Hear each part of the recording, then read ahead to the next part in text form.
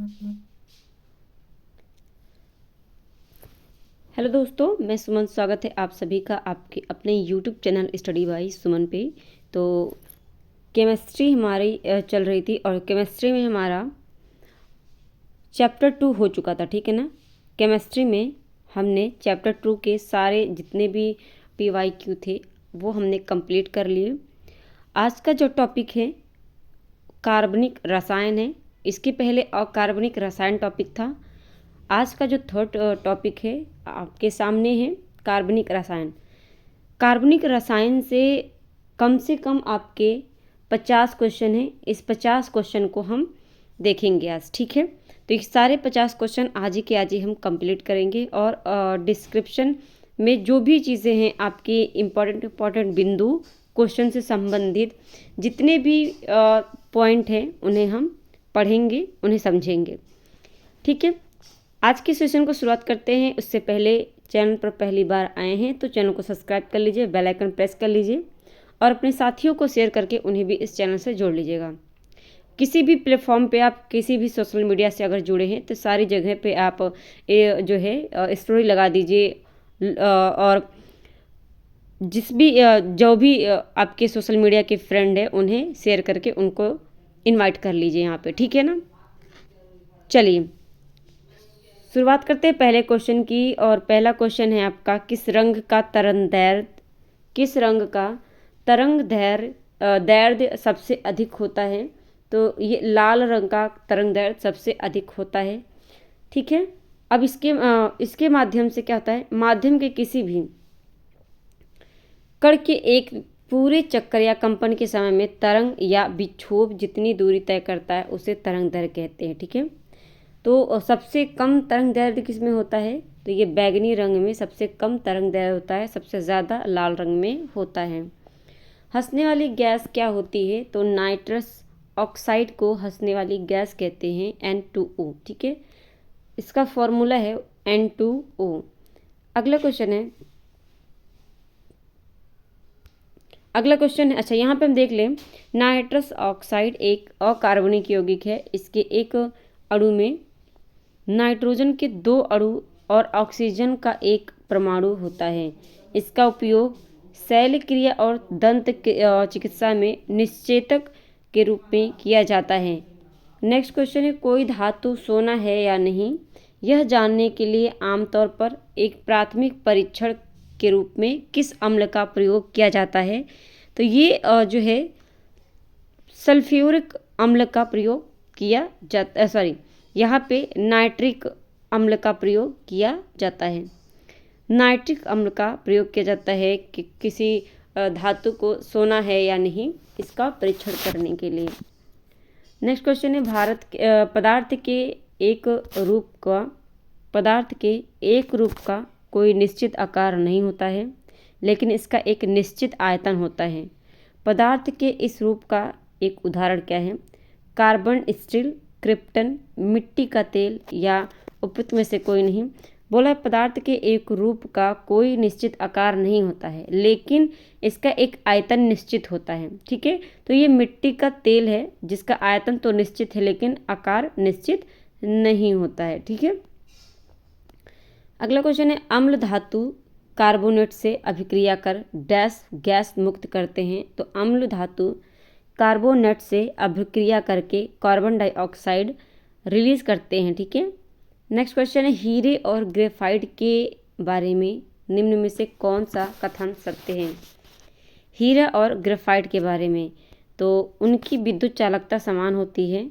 देखिए ग्रेफाइट अलग होता है और ग्रेफाइट आपका नम होता है, यानी हल्का वो सॉफ्ट होता है, लेकिन उससे यानी हीरे के अकॉर्डिंग ग्रेफाइट आपका सॉफ्ट होता है और हीरा क्या होता है, कठोर होता है।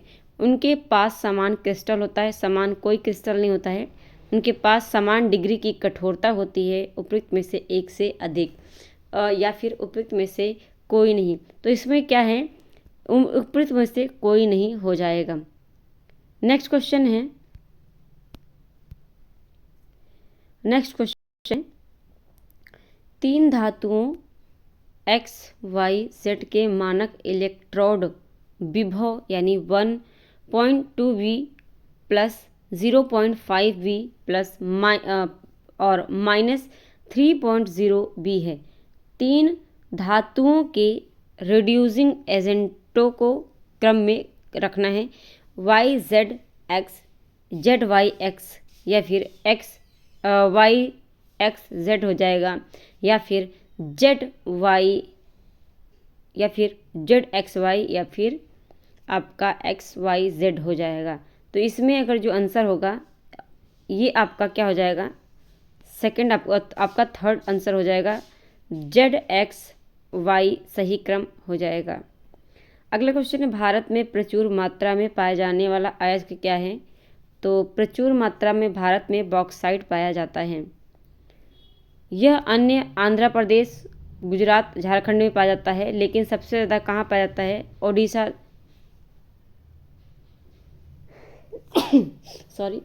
उड़ीसा में सबसे ज़्यादा पाया जाता है। नेक्स्ट क्वेश्चन है आपका, एसिटिक अम्ल एक दुर्बल अम्ल है क्योंकि यह एक कार्बनिक यौगिक है, इसका वियोजन निम्न होता है। तो एसिटिक अम्ल एक दुर्बल अम्ल है, क्यों? क्योंकि इसका जो वियोजन है वो निम्न होता है। नेक्स्ट क्वेश्चन है, कौन सा यौगिक विंटर ग्रीन तेल कहलाता है? तो विंटर ग्रीन तेल कहलाता है मैथिल सैलिसिलेट। ठीक है, मैथिल सैलिसिलेट यह एक ऐसा यौगिक है जिसे विंटर ग्रीन तेल कहते हैं। अगला क्वेश्चन है, यूरिया की पहचान की जा सकती है बाईयूरेट परीक्षण के द्वारा। ठीक है, बाईयूरेट परीक्षण के द्वारा यूरिया की पहचान की जा सकती है क्योंकि इसमें क्या होता है, पेप्टाइड बंद होता है। नेक्स्ट क्वेश्चन है, पेट्रोलियम अनेक डैश का मिश्रण होता है? तो पेट्रोलियम अनेक हाइड्रोकार्बनों का मिश्रण होता है। ठीक है, अगला क्वेश्चन है आपका, निम्नलिखित में से कौन से सिरके का संगठन है? तो सिरके का संगठन जो होता है ये 5% यानी पानी में एसिटिक एसिड का 5% से लेकर 8% का घोल होता है। ठीक है, नेक्स्ट क्वेश्चन है, नींबू खट्टा किस कारण से होता है? तो नींबू खट्टा होता है ये साइट्रिक अम्ल के कारण। टार्ट्रिक किस में पाया जाता है? ये इमली जो है इमली में टार्ट्रिक अम्ल पाया जाता है। ठीक है, एसिटिक आपका किस में पाया जाता है? तो ये आपका सिरका में पाया जाता है, और साइट्रिक आपका पाया जाता है नींबू यानी खट्टे फलों में। नेक्स्ट क्वेश्चन है, बुलेट प्रूफ जैकेट बनाने में इस्तेमाल किया जाने वाला बहुलकी पदार्थ क्या है? तो बुलेट प्रूफ जैकेट में आप केवलर का प्रयोग करते हैं। ठीक है, नेक्स्ट क्वेश्चन है, एस्पिरिन का रासायनिक नाम क्या है? एस्पिरिन का रासायनिक नाम है एसिटिल सैलिसिलिक अम्ल। एसिटिल सैलिसिलिक अम्ल एस्पिरिन का रासायनिक नाम है। नेक्स्ट है, क्लोरोफॉर्म के निर्माण में प्रयोग की जाने वाली गैस। तो ये आपका क्या है, क्लोरोफॉर्म के निर्माण में प्रयोग किया जाता है मीथेन गैस को। अगला क्वेश्चन है आपका,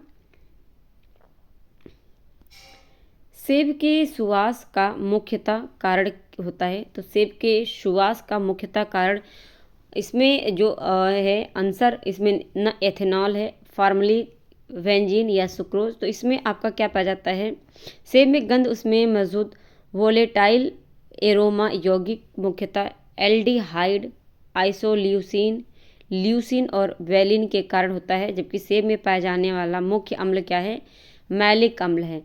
तो इसमें जो है मैलिक अम्ल पाया जाता है सेब में। अगला है, नाखून पॉलिश उतारने वाले एजेंट में क्या होता है? तो इसमें एसीटोन होता है जो नाखून नेल पॉलिश को उतारता है। ठीक है, नेक्स्ट क्वेश्चन है, खाना बनाने के चिपक रहित बर्तनों में लेप किया जाता है? तो ये होता है टेफ्लॉन का लेप किया जाता है। मच्छर भगाने वाली दवाओं में सक्रिय रसायन होता है एल्थ्रीन। मच्छर भगाने वाली जो दवाएं होती हैं उसमें सक्रिय रसायन होता है एलिथ्रीन। नेक्स्ट क्वेश्चन है आपका, सल्फर को गर्म रबर में गर्म रबर में जोड़ने की क्रिया कहलाती है सल्फोनेशन, सल्फ्यूरेशन या वल्कनीकरण या फिर सल्फेशन। तो ये आपका होता है वल्कनीकरण या फिर वल्केनाइजेशन कहलाता है, जो सल्फर में को गर्म रबर में जोड़ने की क्रिया है। ठीक है, नेक्स्ट क्वेश्चन है आपका आयोडीन परीक्षण का उपयोग निम्नलिखित में से किसका पता लगाने के लिए होता है। तो आयोडीन परीक्षण का उपयोग निम्नलिखित में से कार्बोहाइड्रेट का पता लगाने के लिए प्रयोग किया जाता है। अगला है नॉन स्टिक कुकिंग बर्तन पर निम्नलिखित में से किसकी एक परत लेपित होती है। तो ये होती है टेफ्लॉन की। ठीक है, नेक्स्ट क्वेश्चन है जिलेटिन का बहुधा उपयोग आइसक्रीम बनाने में किया जाता है, क्यों। कोलाइड बनने से रोकने में, कोलाइडों को स्थायी करने में तथा क्रिस्टल बनने से रोकने में। तो यही आपका सही हो जाएगा। जिलेटिन का बहुधा प्रयोग आइसक्रीम में इसलिए किया जाता है ताकि कोलाइड को स्थायी किया जा सके और क्रिस्टल बनने से रोका जा सके। ठीक है, नेक्स्ट क्वेश्चन है आजकल सर्वाधिक प्रचलित और सुरक्षित शक्कर का विकल्प है। तो ये क्या होता है आपका एस्पार्टेम। ठीक है, एस्पार्टेम होता है जो आजकल जो है शुगर फ्री आ रही हैं गोलियां, वो एस्पार्टेम होता है। ठीक है, नेक्स्ट क्वेश्चन है आपका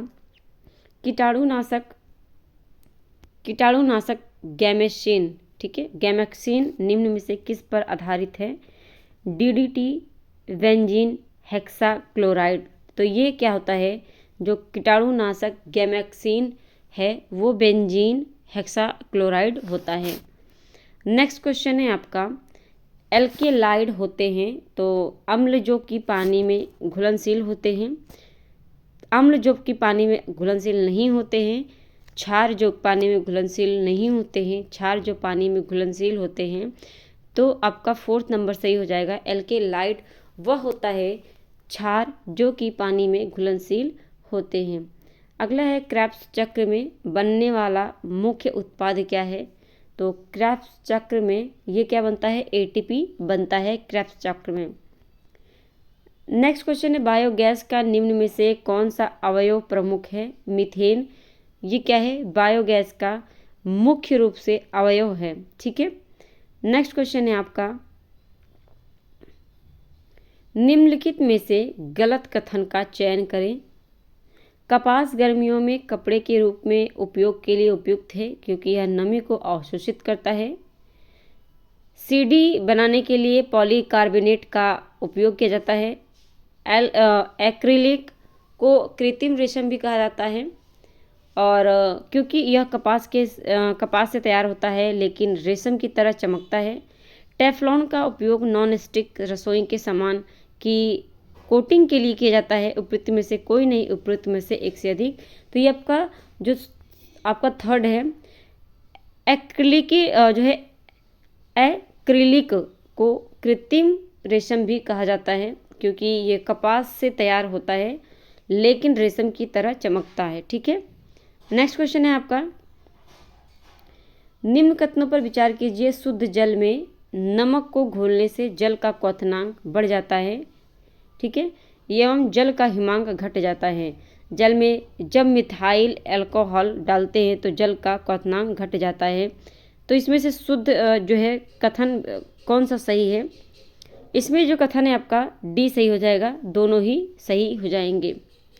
अगला क्वेश्चन है आपका जब मधुमक्खी काटती है तो तुरंत उसके डंक वाले स्थान पर चूने का लेप लगाया जाता है क्योंकि मधुमक्खी के डंक में हाइड्रोक्लोरिक एसिड होता है जो CaO के साथ बेअसर हो जाता है। यह एक परंपरा है। परंपरा की बात आती है तो इसको काटेंगे। मधुमक्खी के डंक में फॉर्मिक एसिड होता है जो कि CaO के साथ बेअसर हो जाता है। ठीक है ना, तो यहाँ पे आपका सेकंड और थर्ड आपका सही हो जाएगा।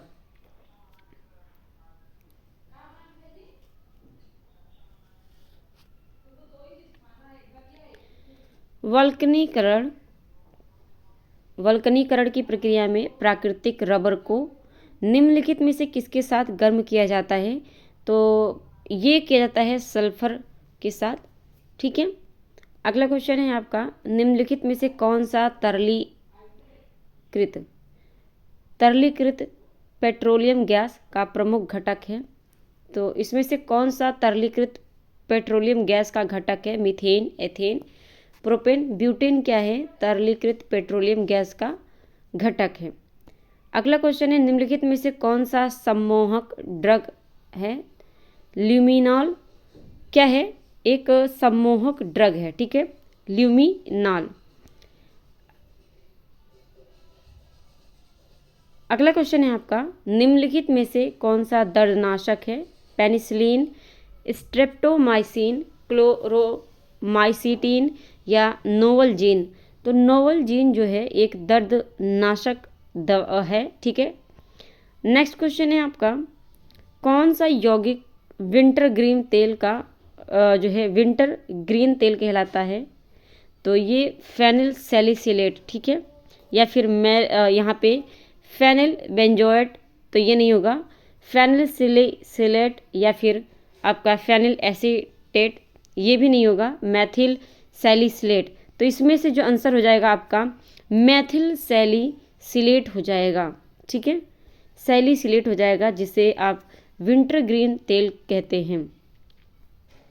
अगला है, पेट्रोल की गुणवत्ता को व्यक्त किया जाता है सीटेन संख्या द्वारा, ऑक्टेन संख्या के द्वारा। तो ऑक्टेन संख्या के द्वारा पेट्रोल की गुणवत्ता को व्यक्त किया जाता है। सीएनजी का मुख्य घटक क्या है? CO2, N2H2। सीएनजी का मुख्य घटक क्या है? CH4 यानी कॉम्प्रेस नेचुरल गैस इसका पूरा नाम है, और इसका जो मुख्य घटक है मेथेन गैस है। ठीक है, और मेथेन गैस का जो रासायनिक नाम है CH4 होता है। नेक्स्ट क्वेश्चन है, ऑक्सीजन अनुपस्थित होता है किसमें? तो ऑक्सीजन केरोसिन में उपस्थित होता है, बाकी मिट्टी में होता है, कांच में होता है, सीमेंट में होता है, लेकिन केरोसिन में नहीं होता है। नेक्स्ट क्वेश्चन है, पहला बनाया गया सिंथेटिक फाइबर कौन सा था? तो ये नायलॉन पहला बनाया गया सिंथेटिक फाइबर था। नेक्स्ट क्वेश्चन है आपका, निम्नलिखित में से किसके कारण न्यूनतम पर्यावरण प्रदूषण होता है? तो सबसे कम पर्यावरण प्रदूषण हाइड्रोजन के कारण होता है। अगला क्वेश्चन है आपका, ऑटोमोबाइल में उपयोग किए जाने वाले एंटीफ्रीज में मुख्य रूप से होता है, तो ये एथिलीन ग्लाइकॉल होता है ऑटोमोबाइल में। ठीक है, नेक्स्ट क्वेश्चन है आपका, बायोडिग्रेडेबल। ठीक है, बायोडिग्रेडेबल प्लास्टिक का मुख्य घटक होता है चमड़ा, वनस्पति तेल, सोडियम क्लोराइड या कॉर्न स्टार्च। तो कॉर्न स्टार्च क्या होता है? बायोडिग्रेडेबल प्लास्टिक का मुख्य घटक होता है। अगला क्वेश्चन है, निम्न में से सबसे मीठी चीनी होता है? तो ये फ्रक्टोज सबसे मीठी चीनी होता है। और लास्ट हमारा क्वेश्चन है आज का, एलपीजी का प्रमुख घटक क्या है? तो ये आपने अभी देखा, ब्यूटेन एलपीजी का प्रमुख घटक है। ठीक है ना, तो ये था हमारा आज का कार्बनिक रसायन से संबंधित जितने भी PYQ आपके आए हुए थे, जितने भी प्रीवियस ईयर में थे, सारे के सारे हमने कंप्लीट कर लिए। ठीक है, अब 1 से 2 क्लास और बचे हैं, बस आपका केमिस्ट्री खत्म हो जाएगा, उसके बाद हम SST शुरू कर देंगे। ठीक है ना, और उसी में आपका SST की जब प्रैक्टिस करेंगे तो उसमें ही आपके इसमें साइंस भी आ जाएगा और SST दोनों ही आ जाएंगे। ठीक है, GS में ही। तो 2 क्लास और बची हैं इसकी, उसके बाद हम स्टार्ट कर देंगे इसी टाइम पे 12 PM पे ही। इसके अलावा डेली आपकी करंट अफेयर की क्लास चल रही है 8 बजे सुबह, और 11 बजे आपकी क्लास होती है महत्वपूर्ण टॉपिक के साथ, हिस्ट्री हो या फिर कोई भी सब्जेक्ट हो। तो आपके जो BPSC TRE 3 है उसको ध्यान में रखते हुए वो क्लास शुरू की गई है। ठीक है ना, उसके अलावा 12 बजे आपकी ये केमिस्ट्री की क्लास होती है साइंस की, उसके बाद आपकी 1 बजे हिंदी की और इंग्लिश की क्लास होती है। तो इन सारे क्लास को ज्वाइन कीजिए, आपके पेपर के लिए बेनिफिट होगा। सारी प्रैक्टिस करते रहिए, क्योंकि प्रैक्टिस बहुत ज़्यादा ज़रूरी है और टाइम कम बचा है। ठीक है ना, तो चैनल पर पहली बार आए हैं तो चैनल को सब्सक्राइब कर लीजिए, बेल आइकन प्रेस कर लीजिए, और अपने साथियों को शेयर करके उन्हें भी इस चैनल से जोड़ लीजिएगा। रिक्वेस्ट है आपसे, चैनल को सब्सक्राइब ज़रूर कर लीजिएगा और कम से कम 10-15 लोगों को शेयर ज़रूर कीजिएगा, ठीक है ना। मिलते हैं हम नेक्स्ट क्लास में। आज अभी के लिए इतना ही। धन्यवाद।